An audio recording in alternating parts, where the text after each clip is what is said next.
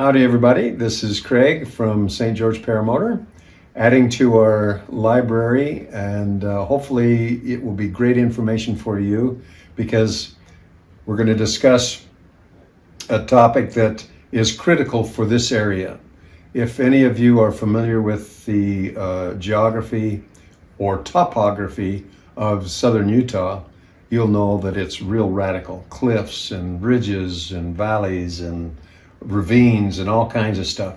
And as a result, anytime there's a breeze going up to windy, it really mixes the air up, and you have to be extremely careful and very thoughtful in your flight plans in order to calculate what's going on and to gauge what type of flying and determine how careful you need to be. Sometimes it's absolutely perfect. We love windless conditions because I'm specialized in those modular trikes by Air Conception, and those little puppies are so easy to fly that if you have the right wind conditions, man, you can get down and go along the cliffs and in the valleys and just have a great time.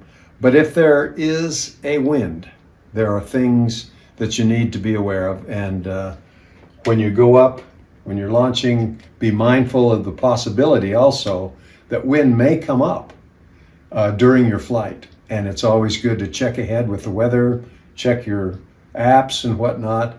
And if it's predicting that a front will be coming in within the next 24 hours, I would say I would be careful, look for signs for increasing winds. One time we were down in the Salton Sea, and it was about 8 o'clock in the morning, and I had been up for about a half an hour, and it got a little bumpy. It wasn't dangerous or anything, but it just seemed like the trend was going to get worse instead of better. So I landed and packed up my stuff, and then all of a sudden from the north there was a big wall of dust, and it hit us like crazy. And there were 17 pilots still in the air, and as a group we were helping people land and holding them down and everything.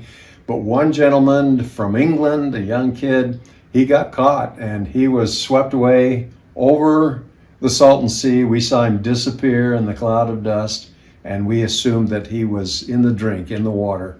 And so we had helicopters and boats and sheriffs and patrols and everything looking for him. Didn't find him. But the good news is that his friends got a phone call about an hour and a half later, and it was him, and he had landed in a farmer's field. Oh no, in his front yard actually, on the other side of the Salton Sea. So we calculated between 30 and 35 miles he was drug away, and that wind was, I would say, 30 miles an hour. It was a non-negotiable scenario. You couldn't fly in it, but we're glad he was safe. But this topic is about, our subject we're going to deal with is topography around St. George. And there's all kinds of canyons and walls and valleys and stuff like that. So without much rehearsal, bear with me. The rule of thumb is the stronger the wind,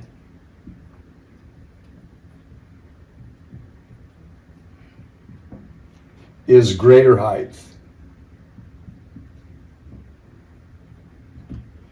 So if the wind is coming on the gradual side of the incline, what we have most of the stuff around here, there's one gradual side and then a radical side.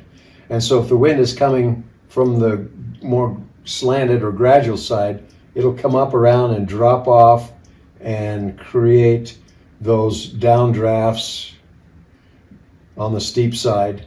And so if you're flying, you want to stay on the windward side. This would be considered the windward, and this would be called the leeward side.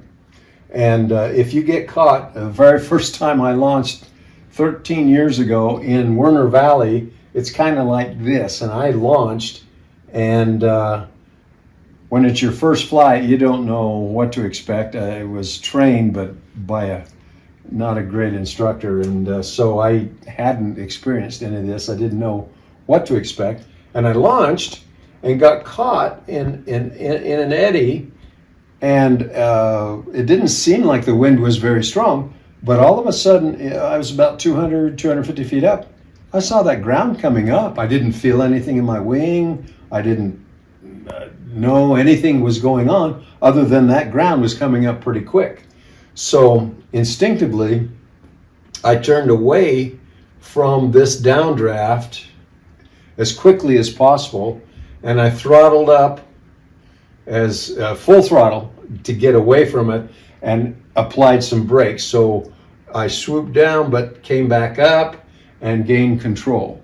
And this formula, I was lucky, but that is the formula for safe flying in case you get caught and aren't flying high enough.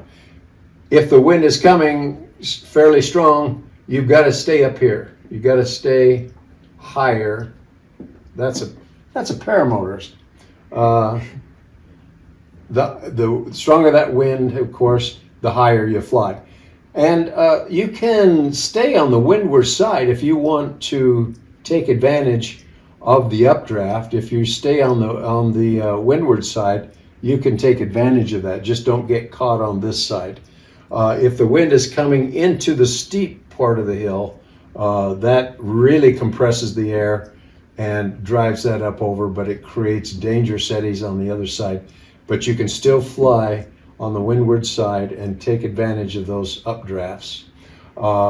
Jake and I have in the past taken advantage of that on some of these bigger cliffs, and the wind was coming from this way and going up over, and we were just flying here, and we'd turn our engines off and be able to free fly up here, go back and forth. And of course, with the electric starts, if we got out of the wind and started losing altitude, we just start them back up, go back up, establish our flight pattern along the ridge, and take advantage of it. We have known of people who were caught in a downdraft in the eddies on the leeward side and failed to turn with the direction of the wind, throttle up as full throttle, and apply some brakes to get out of there. Instead, he went into there. He was advised to go into the eddies. Bad advice. It really cost him. He went down and was injured seriously, and we felt really, really bad because we knew this gentleman. But anyway, the rule is the stronger the wind, the higher you want to fly above those ridges. It gets smoother up here. You don't have to worry about it. You can enjoy your flight. But if you got no wind, you do like I love to do, and that's get down and enjoy the flight, interact with the topography, go look for foxes or whatever, and really enjoy your flight. So hopefully this is good information for you, and we love flying. We would love to hear from you. Give us a like, and look for an expanding library of information, and hopefully we can hook up sometime. Come down to St. George. We invite you down. We'll go flying. Take care.